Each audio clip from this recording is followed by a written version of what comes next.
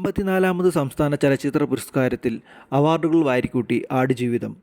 മികച്ച സംവിധായകൻ, മികച്ച നടൻ, പ്രത്യേക ജൂറി പരാമർശം, ജനപ്രീതി നേടിയ ചിത്രം, മേക്കപ്പ് ആർട്ടിസ്റ്റ്, കളറിസ്റ്റ്, ശബ്ദമിശ്രണം, ഛായാഗ്രഹണം തുടങ്ങി 8 അവാർഡുകളാണ് ആടുജീവിതം നേടിയിരിക്കുന്നത്.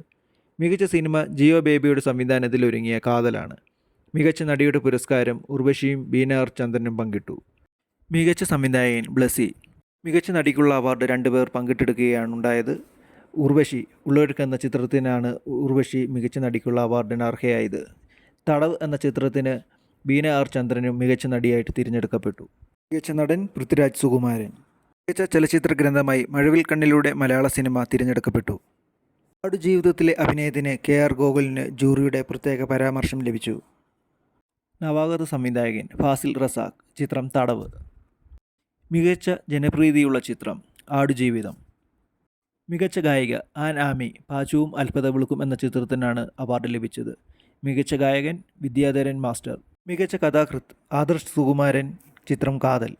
മികച്ച ബാലതാരത്തിനുള്ള അവാർഡ് ശേഷം മൈക്കിൾ ഫാത്തിമ എന്ന ചിത്രത്തിലൂടെ തെന്നൽ അഭിലാഷും പാച്ചുവും അത്ഭുതവിളക്കിലെ അഭിനയത്തിന് അവിയൂക് മേനോനും കരസ്ഥമാക്കി. പൊമ്പിളെ ഒരുമൈ എന്ന ചിത്രത്തിലെ അഭിനയത്തിന് ശ്രീഷ്മ ചന്ദ്രൻ മികച്ച സ്വഭാവ നടിയായും പൂക്കാലം എന്ന ചിത്രത്തിലെ പ്രകടനത്തിന് വിജയരാഘവൻ മികച്ച സ്വഭാവ നടനായും തിരഞ്ഞെടുത്തു.